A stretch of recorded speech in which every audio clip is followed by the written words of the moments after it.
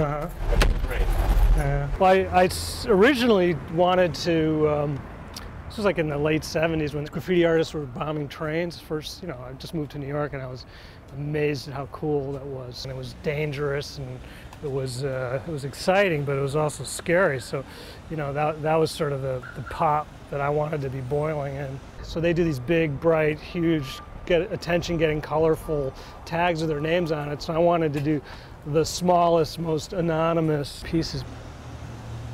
The whole trajectory of my 30 years of doing is I used to sit outside, take 2 or 3 hours and paint something. Cops would stop and they'd ask you, what are you doing? I'd say, oh, I'm painting a hummingbird. I'd show them one that I already painted and they'd be like, oh, cool, all right.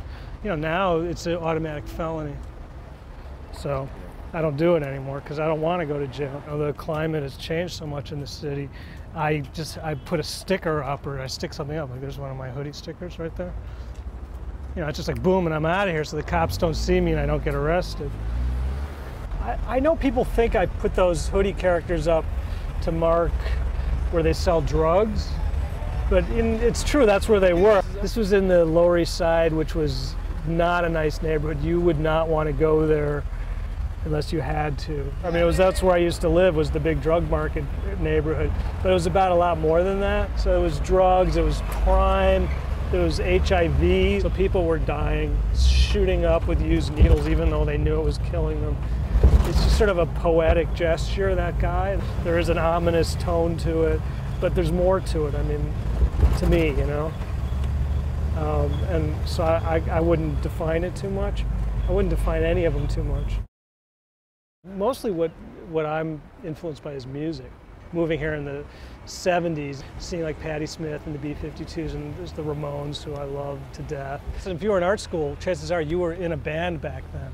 And I was in bands. I mean, I played in a lot of these, kind of art rock type things. We would go on tour and go to 20 cities in 10 days or whatever it was. But that was a formative experience.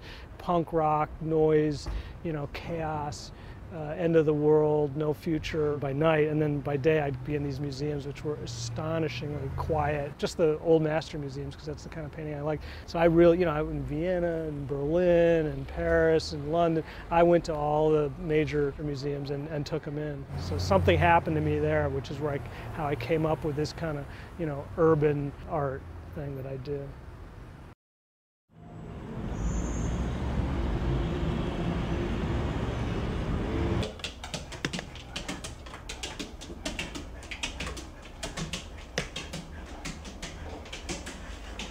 Thinking about my paintings. Excuse me, Camille. What are you doing?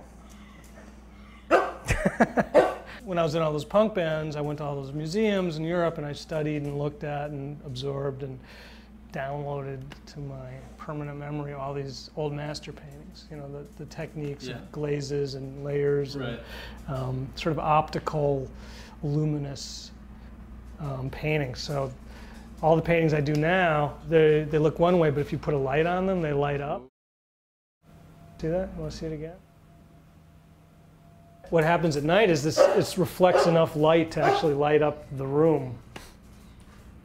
I have this kind of, wandering practice, and I drive a lot, and I have a motorcycle for the street art. It's very helpful, but, I'm basically cruising around, just thinking about what I'm doing next all the time, every day. I seem to do that. The nightscapes are all about my sort of wandering around the world. Driving out to New Jersey one day, saw this little office park, took a photograph of it, came home, made a painting of it, mysterious, weird corporate headquarters type place. The lamps though, wherever I go, I look for lamps. I look for a lamp I find compelling that I want to do a portrait of, because I think of them as portraits, the lamps. When I was a kid and I was in all those punk bands, it was all about darkness. I was really looking for the darkness, and it just got too dark. I think the hoodie piece was the bottom of that, where I just started coming out of the darkness, and then funny thing now, all I paint is light.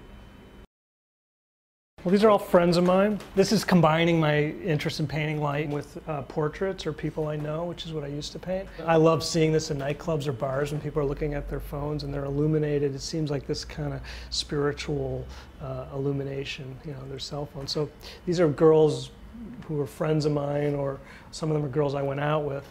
And I like the idea of me being the light in their face. The best portraits I find are ones that contain several expressions at once. Happy eyes, sad mouth, whatever. There's definitely a sort of ambivalence about these people, which makes them more realistic. There's a duration to them if they have more than one expression. In other words, the painting lives for a few more seconds in your brain.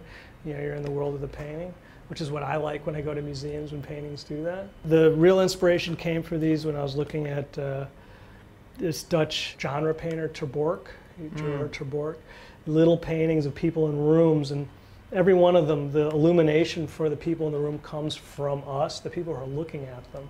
So I wanted to have me be the illumination. So it's like she's looking to see who, oh, it's Dan, fuck him.